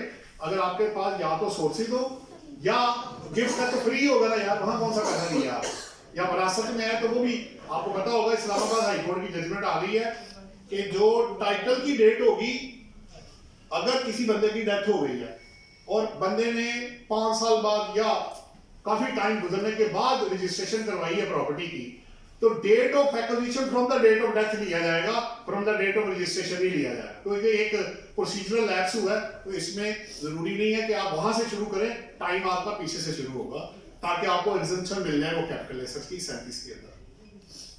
ये जी ऑप्शन है, अगर कोई बंदा एफटीआर से निकल के एमटीआर में जाना चाहता है, उसमें 154 के है पहले जो 5 है, उसके बाद 154A है जो आपकी लैंडिंग कमीशन और उनको है, और एक आखिरी आपका है डिस्काउंट जो आपका कमीशन पेट्रोलियम। तो अगर कोई एनटीआर में जाना चाहता है तो ये ऑप्शन उन्होंने रखी है, लेकिन जनरली लोग ये अवेल नहीं करते। अगर आपकी कोई एक्साइज ड्यूटी या टैक्स ऐसा है जो एडजस्टेबल नहीं है, जैसे एग्जाम सप्लाई पे इनपुट नहीं मिलता, तो वो आप एक्सपेंस क्लेम कर सकते हैं। ये जजमेंट मैंने आपको इसके अंदर कोट कर दी। ये गिफ्ट वाला हो गया था, गिफ्टिंग वाला भी हो गया, इमोबल प्रॉपर्टी वाला भी। ये एक और है जी, अगर ये मैंने वैसे आखिरी पॉइंट आज तक कोशिश करता हूं, अगर कोई एक आध और करके क्लोज करें, तो अगर आपकी इस वक्त लॉ ये कहता है कि देखिए कंपनी को तो ऑडिटेड अकाउंट्स फाइल करना लाजमी। अगर आपका इंडिविजुअल और एओपी का केस है और उसका केस फाइनल टैक्स रिजीम में फॉलो करता है, जो बड़े थोड़े रह गए आपको पता है, एक्सपोर्ट है 152 है और डिविडेंड है 2-4 ही केस, 5-6 होंगे, ज्यादा नहीं होंगे, बाकी सारे नॉर्मल और मिनिमम में शिफ्ट हो चुके हैं। कमर्शियल इंपोर्ट भी गया, कॉन्ट्रैक्ट भी गया, सप्लाईज भी गया, कमीशन भी गया, सारे उसने मिनिमम में ट्रांसफर कर दिए। अगर आप एफटीआर में हैं एक्सपोर्टर के लिए स्पेशली, और आपकी अकाउंटिंग इनकम इंप्यूटेबल इनकम से ज्यादा है, मैंने टैक्स से वर्क बैक किया, प्रॉफिट आ गया 1 करोड़, मेरा एक्चुअल प्रॉफिट 4 करोड़ है, तो उन्होंने कहा उस सूरत में ऑडिटेड अकाउंट्स आपको फाइल करना लाजमी होगा, इंडिविजुअल और एओपी में। कंपनी ने तो करना ही करना है। ये 111(4) आप जाके इसको देख लीजिए।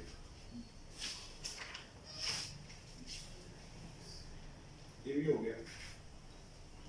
ये 14 शेड्यूल वाला मैंने आपको करा दिया था, ये टाइप्स ऑफ रिटर्न था।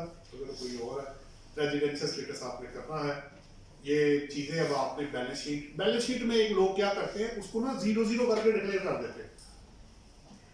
ये डिक्लेरेशन होगी आपकी तरफ से, कल को अगर कोई भी डेबिट क्रेडिट आता है तो वो तो कंसीलमेंट बन जाएगा। तो नेवर डिक्लेयर 0 अमाउंट। अगर आपकी एक्टिविटी है, बैलेंस शीट बनी हुई है, तो बैलेंस शीट बना के उसको दें, क्योंकि बैलेंस शीट के बगैर रिटर्न जाएगी नहीं।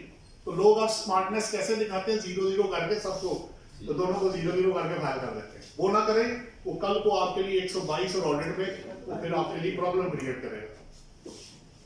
मतलब ये एक दो सवाल और करके, ये टैक्स क्रेडिट है जो कंपनी के लिए अवेलेबल है 61 से लेकर, ये डिफरेंट है, आप देख सकते हैं। ये डिडक्टेबल है, WWF और WPPF आप माइनस कर सकते हैं।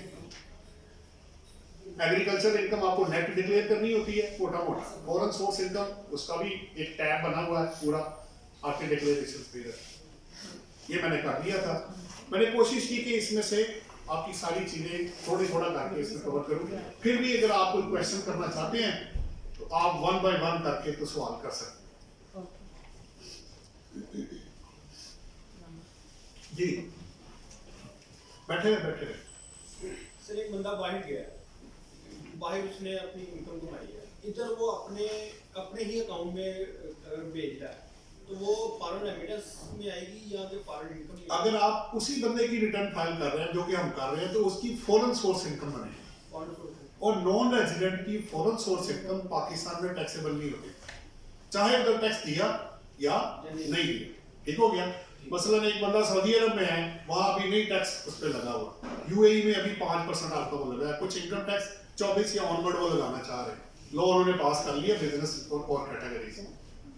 तो अगर आपको वहां से पैसा आ जाता है, वो अपने अकाउंट में 2 करोड़ पे भेज देता है, तो फिर कमाया होगा तो भेजा होगा ना। तो वो सोर्सेज उधर क्लियर कर ले अपने, भेजने वाले का नाम, अकाउंट किसने भेजा, किसको भेजा, तो उसकी रिटर्न में आप फॉरेन सोर्स इनकम आगे एग्जाम्पल लिख के 11 सबसेक्शन 5 और 6 आप पढ़ेंगे। तो जो नॉन रेजिडेंट की फॉरेन सोर्स इनकम है वो पाकिस्तान में टैक्सेबल नहीं होती, उसको एग्जाम में लिखना जरूरी है। बिल्कुल आ जाएगा वो। कल को पैसा भी खर्च करना ना आपने, यहाँ पैसा आया कहीं तो जाएगा, प्रॉपर्टी में, गाड़ी में। नहीं सर, इसके टैब बने ना 3, एक तो टोटल इनकम, फिर आगे एग्जाम टोटल में आएगा ना, पहले टोटल में, फिर एग्जाम फॉरेन सोर्स इनकम मैंने ये अभी दिखाया नहीं आपको, ये देखो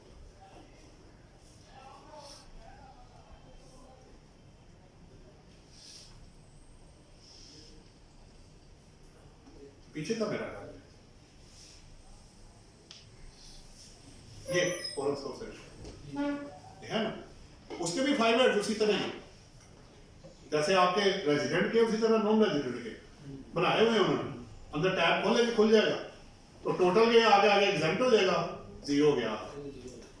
और अपने पास रिकॉर्ड रख लीजिएगा कि वो पैसा पाकिस्तान में आया कैसे था, ताकि कल को वो वेरीफाई करेंगे। जी कोई और आपका कोई और सवाल तो नहीं? अमॉर्टाइजेशन और डेप्रिसिएशन में फर्क? मैं बता देता हूं, मैंने आसान मिसाल बना देते हैं मुश्किल की जगह, ताकि आपको समझ आ जाए। मैंने एक कंप्यूटर परचेज किया, लैपटॉप ले लिया मैं कहता हूँ जी वो 50,000 रुपये का। मैंने कहा भाई इसको चलाना है, अब अकाउंटिंग सिस्टम वो सारी चीजें अंदर डालो ना, सॉफ्टवेयर डालो। उसने कहा जी सॉफ्टवेयर के 10,000 रुपये लाभ हो गए, या 50,000, 1 लाख। अगर मैं अकाउंटिंग सॉफ्टवेयर लूंगा तो उसके पैसे देने पड़ेंगे, लोग लाखों रुपए खर्च करते हैं इसके ऊपर।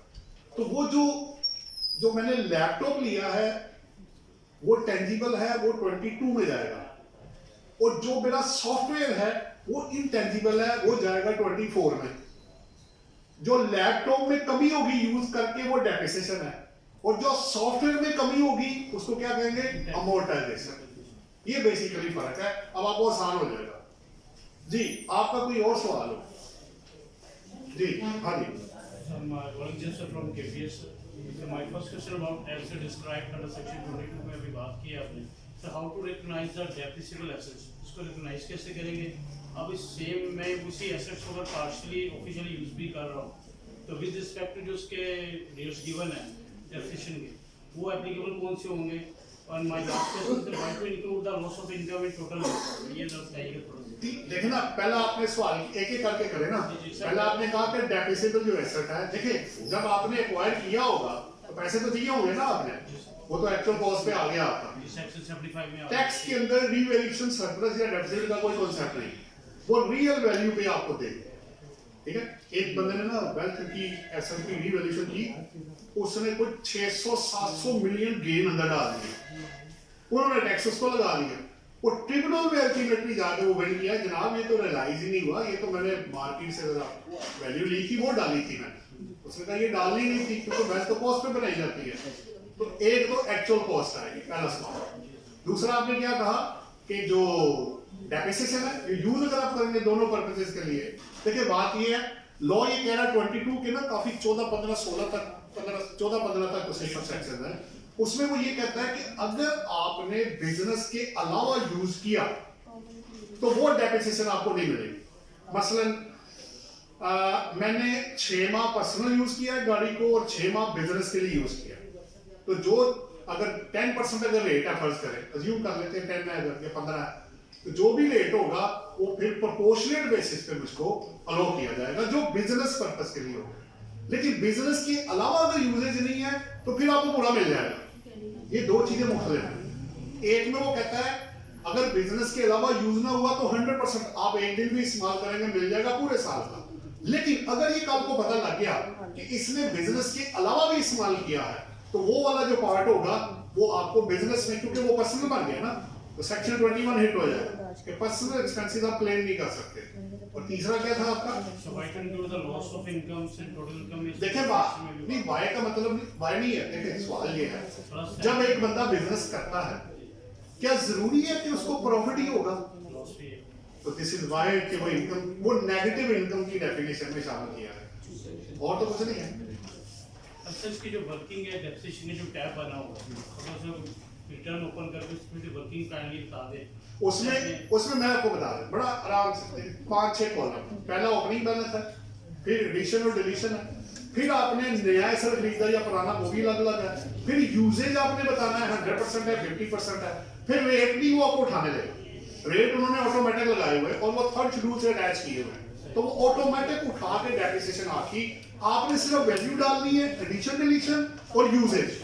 ये आपने 4 चीजें 5 चीजें डालनी है, आपको वो बाकी चीजें जो है ना वो चेंज नहीं करने देगा, वो डेप्रिसिएशन खुद ही उठा लेगा फिर उसकी जी। और लैंड वहां नहीं है क्योंकि लैंड पे जनरली डेप्रिसिएशन चार्ज नहीं होती।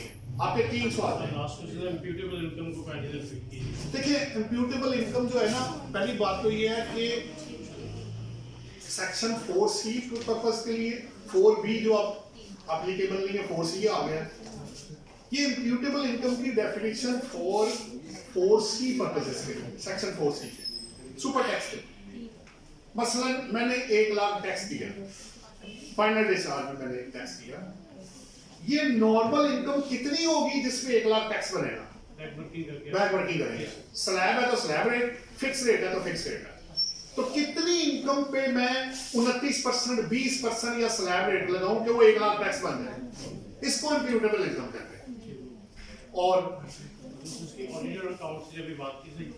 वो फिर अगर देखे ना, मैंने 1 लाख से वर्क बैक किया, मेरा इंप्यूटेबल इनकम आ गई 2 करोड़ रुपए, अज्यूम कर लो ना 1 करोड़ कर लिया, वो तो 1 करोड़ वो तो इंप्यूटेबल हो गया ना, मेरा एक्चुअल 4 करोड़ है।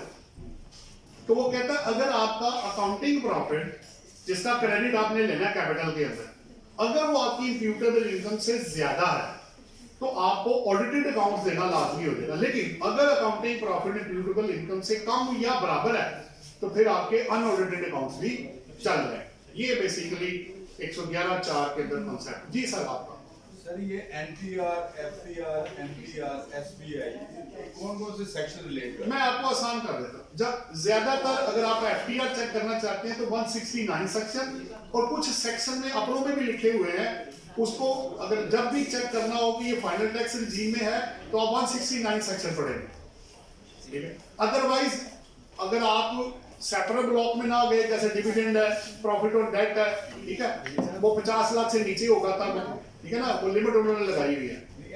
NTR में कौन से? मैं बताता हूं, NTR में बेसिकली अब आपका तमाम लॉ NTR के अंदर ही है। जो FTR वाला वो 169 है, या अदरवाइज कोई और सेक्शन के अंदर अगर लिखा हुआ है, वहां लिखा होगा ये फाइनल डिस्चार्ज। फाइनल डिस्चार्ज वाले केसेस अब वो थोड़े रह गए।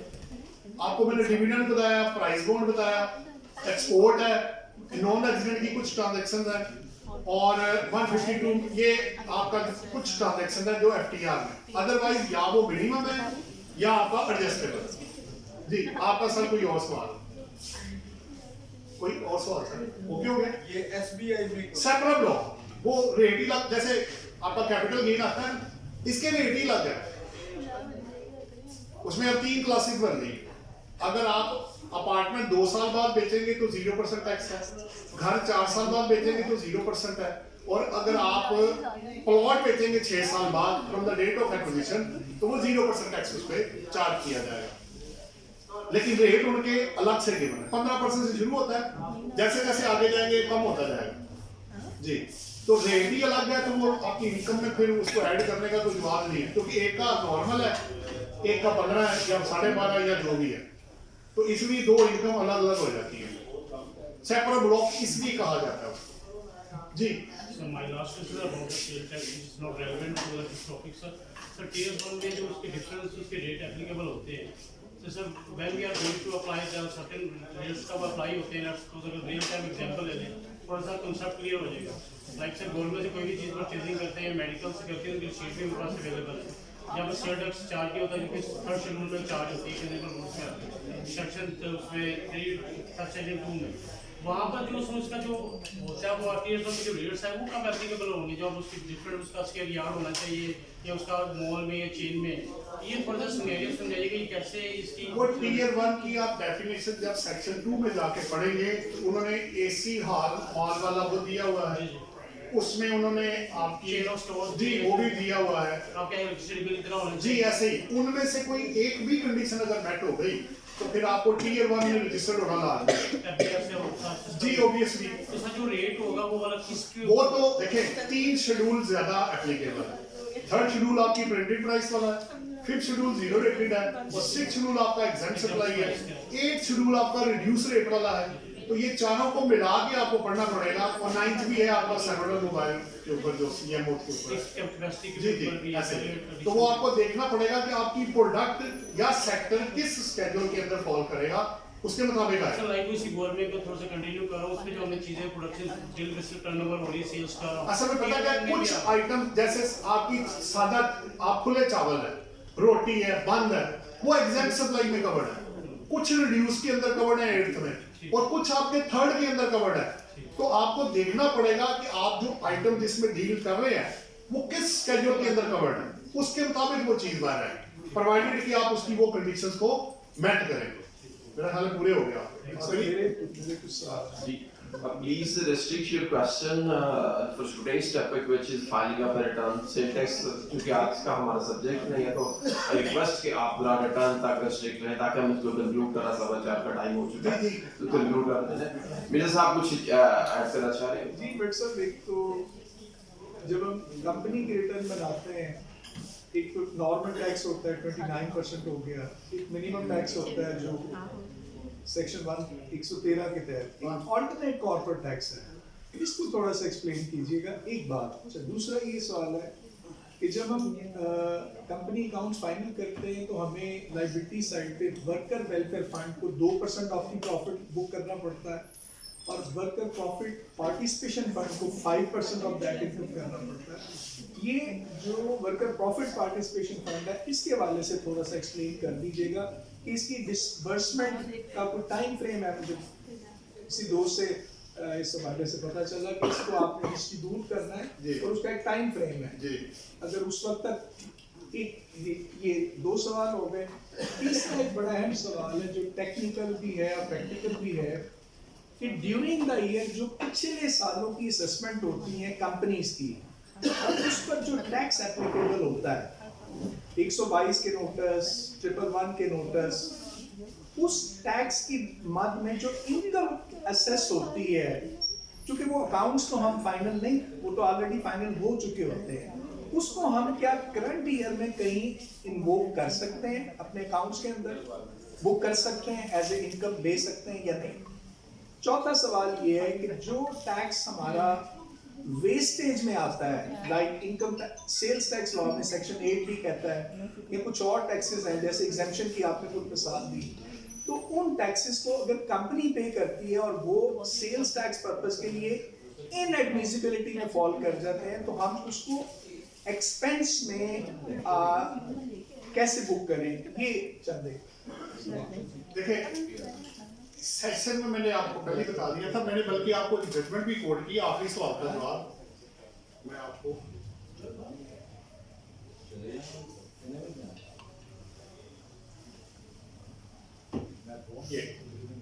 ये देखिए, मैंने पहले ही आपको कह दिया कि जो non adjustable and non refundable sales tax and excise duty are allowable expense under the income tax ordinance. देखें, मैंने एक चीज खरीदी, मेरी सप्लाई एग्जेम्प्ट फ्रॉम टैक्स है, तो जो मैंने इनपुट है वो तो मुझे मिलना कोई नहीं, तो मेरा पैसा किधर गया है? मेरी कॉस्ट का हिस्सा बन जाएगा ना। ये इसी से कनेक्टेड है। ये आपके आखिरी सवाल का जवाब। अब आ जाते हैं आपके 3 और सवाल थे। आपने पहला कहा वर्कर्स वेलफेयर फंड का।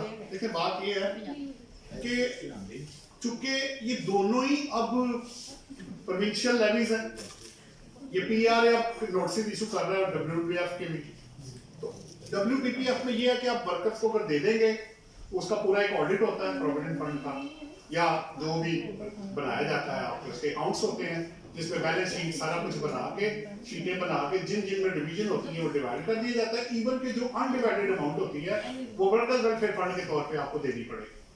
अब आ जाते हैं वर्कर्स वेलफेयर फंड। वो आपको पता है उसका लॉ इंडिपेंडेंट हो गया है। ये दिसंबर 2019 में एक इंडिपेंडेंट लॉ इन्होंने पास कर लिया, यानी जो जून 2020 होगा पहला टैक्स ईयर, 20, 21, 22, 23, 20 से ऑनवर्ड जो वर्कर वेलफेयर फंड है वो पीआरए ने आपसे कलेक्ट करना है, जो आपके अकाउंट्स के ऊपर से या टैक्स अकाउंटिंग इनकम या टैक्सेबल इनकम व्हिचएवर इज जो हायर होगा उसके ऊपर वो जाएगा, और फिर वो आपसे उसकी पेमेंट आपको करनी पड़ेगी। जबकि पहले उससे पहले वाला है तो वो आप असेसमेंट ले चुके हैं, तो वो आप उसमें फारग कर देंगे, उस पर जजमेंट्स भी आ चुकी है। तो हो गए। तीसरा आपका क्या था? अगर कोई प्रीवियस ईयर की इनकम असेस होती हाँ, है उस कंपनी तरह में, ये बड़ा अच्छा सवाल है, बड़ा टिकी क्वेश्चन है आपका। तो उन्होंने ऐसे नहीं आपको वाइस चेयरमैन बनाया, तो कुछ ना कुछ तो था आपके अंदर। तो ये तो मैं भी मानता हूँ, जो मेहनत करते हैं वो फिर कहते हैं ना, बंदा नहीं बोलता बंदे का काम बोल रहा हूँ। बात ये है, इसमें 2 चीजें बड़ी इंपॉर्टेंट है जो अब मेरे ज़हन में एकदम से क्लिक हुआ। 2 क्वेश्चन, 2 आंसर बन गए। देखें, अगर तो आपकी इनकम डीम्ड इनकम की वजह से ऐड, अब इसमें भी दो तरह के कॉन्सेप्ट एग्जिस्ट करते हैं। मैं 7E की बात कर रहा हूं। 7E पे 2 तरह के क्वेश्चंस जब से ये आया है तब से ये सर्कुलेट कर रहा है। अब कुछ लोग ए में ओपिनियन दे रहे हैं, कुछ बी में दे रहे हैं। ए ये कहता है कि जी आप ऐसे करें, आप अपनी जो इसको आइडियल प्रॉपर्टी है, आइडियल प्रॉपर्टी जो एक्सक्लूजन में नहीं गई पड़ी हुई है, उसकी फेयर मार्केट वैल्यू लेके उसका 5% आप कैलकुलेट कर दें और उस पर मुझे टैक्स दे दें। अच्छा, अब एक बंदा ये कहता है कि जनाब ये मैंने 5%, आप फर्ज करें वो बन गया 10 लाख रुपए, अज्यूम कर लेते हैं, मैंने 10 लाख रुपए 7E में स्टेट को जमा करा दिए। अब कुछ लोग कहते हैं जनाब इसको इनकॉर्पोरेट करें ताकि टू दिस एक्सटेंट इनकम आपकी बने। अब इस पे तो 2-3 ऑब्जेक्शंस भी हैं। टैक्स आपने दिया, ये पॉजिटिव साइड है। अब जो इसकी डिस्करेजमेंट या नेगेटिव साइड है वो ये कहती है, देखें मैंने फिजिकली पैसा तो रिसीव ही नहीं किया, पैसा किधर है? दूसरा, इसकी मैं डबल एंट्री क्या डालूं? मैं कहता हूं नहीं, आप इनकम को क्रेडिट कर दें, यहां तक तो ठीक है। डेबिट किसको करूं? कैश आया नहीं, रिसीवेबल है नहीं, बैंक में पैसा है नहीं, तो मैं डबल एंट्री कैसे डालूं? मैं तो इनकॉर्पोरेट नहीं कर सकता। अगर ये आपको परमिशन दे दी जाए, फर्ज कर एक बात हो रही है, अगर आपको ये परमिशन दे दी जाए तो आपको लगता नहीं कि आप ब्लैक मनी को अंदर ला के तो उसको वाइट कर लेंगे? मैं तो शो कर दूं कैश है भाई, तो कितना कैश? कैश तो है ही कोई नहीं, तो ऑफ द रिकॉर्ड जो आपने पैसा कमाया है वो अंदर आ जाएगा। तो ये उसकी अगेंस्ट है।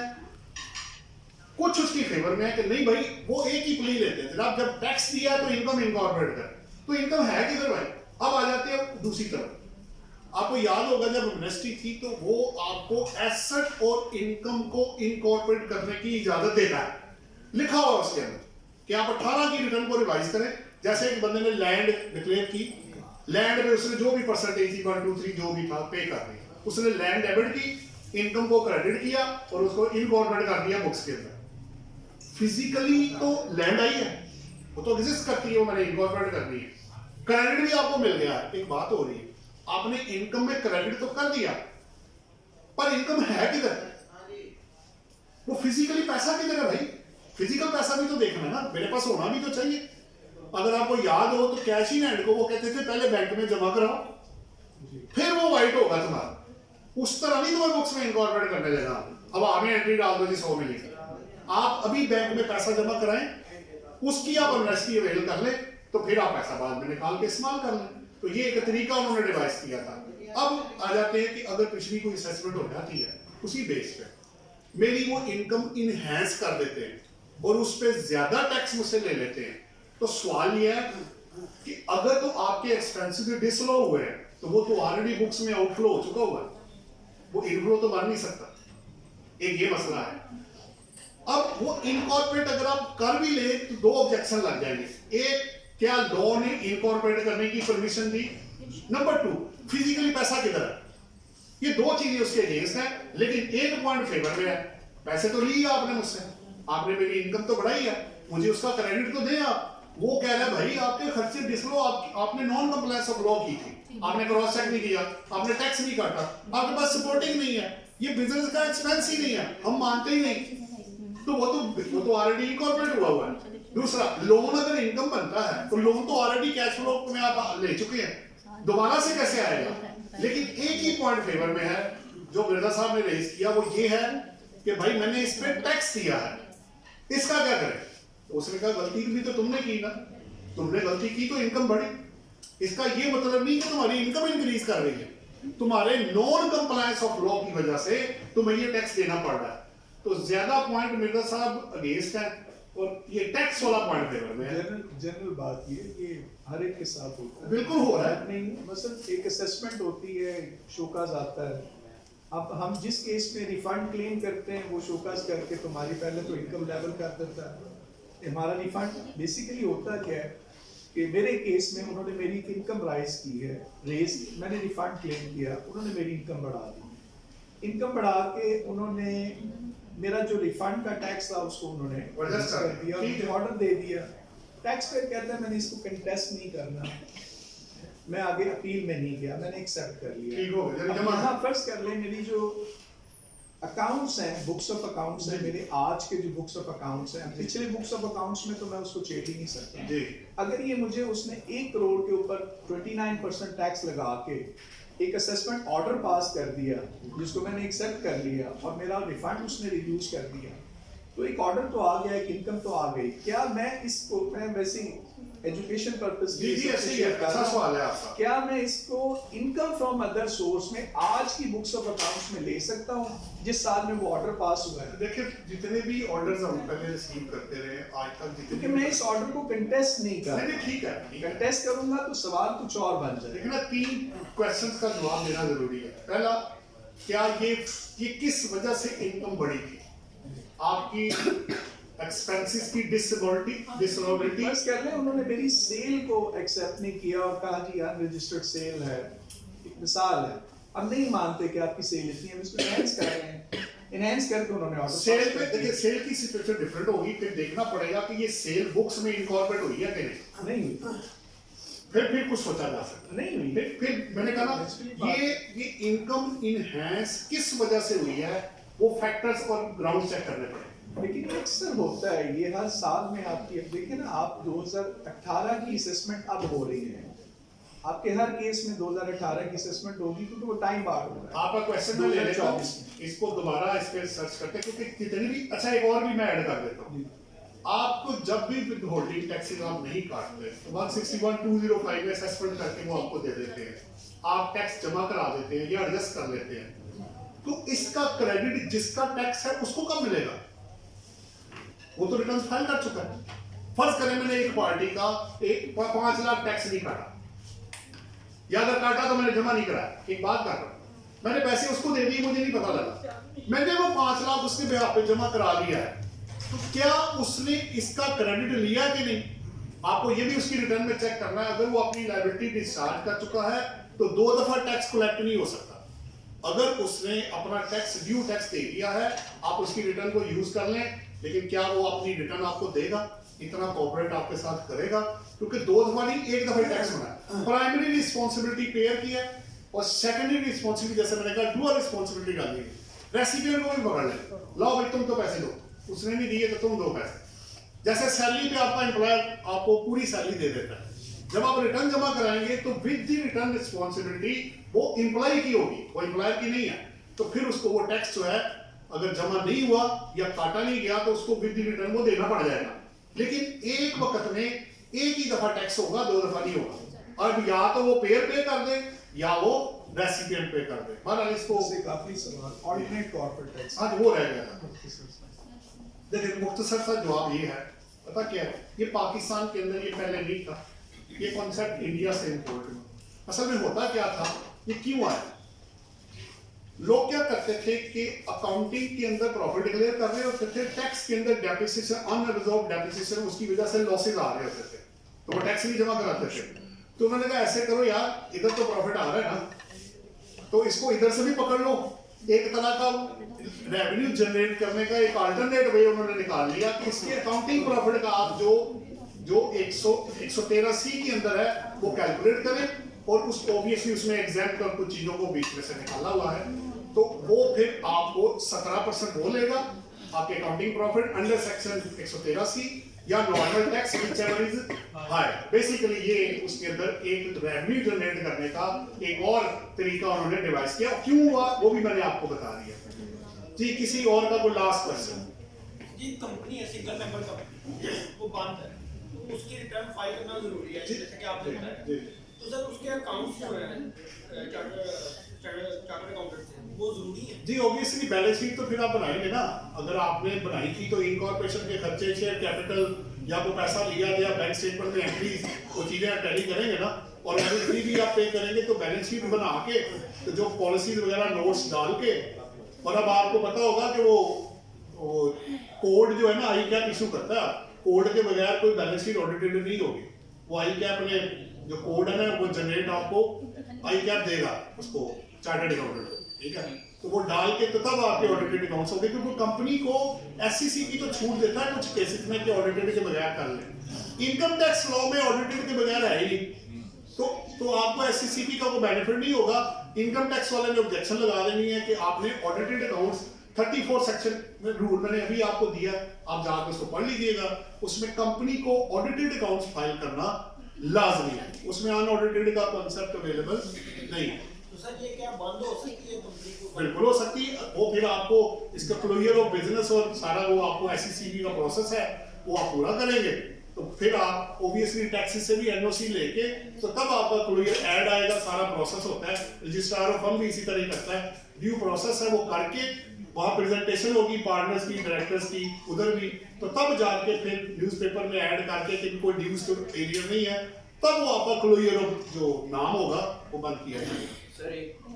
सर वो सर वाले सवाल के अंदर ये एक्सटेंशन जो अभी जिस पे वर्किंग आपने भी करनी है कि अगर असेसमेंट होके एडिशनल टैक्स दिया जाता है लास्ट ईयर्स की असेसमेंट के ऊपर, तो अगर हम उसको 39 में ठीक है, अगर इनकम के ऊपर अभी हमारा डिसीजन नहीं हुआ कि इनकम ले सकते हैं, तो क्या जो एडिशनल टैक्स दिया वो अगले साल के आउटफ्लो एक्सपेंस में ले सकते हैं? वो तो जाहिर बात है ना। देखें आप एमनेस्टी जब लेते हैं या असेसमेंट होती है, जितने पैसे लेते हैं वो आउटफ्लो तो होना ही है, लेकिन इनकम टैक्स एज एक्सपेंस भी लॉ होता है। सेक्शन 21 का पहला क्लॉज पढ़ेंगे तो उसमें आपको इनकम टैक्स या प्रॉफिट के ऊपर जो चार्ज है, लेकिन आप property tax, professional tax, exempt income, exempt आपका जो इनपुट है या एक्साइज ड्यूटी है वो आप क्लेम कर सकते हैं। वो मैंने आपको ये समझ दिया हुआ।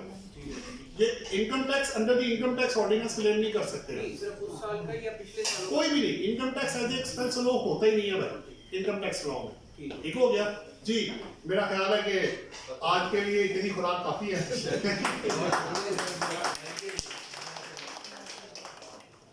Thank you very much, Bhatt साहब, बड़ा ही abstract, knowledgeable और knowledge sharing रहा। उम्मीद करता हूँ कि तमाम दोस्त इससे भरपूर तरीके से इस्तेफादा हासिल हुआ आप दोस्तों को।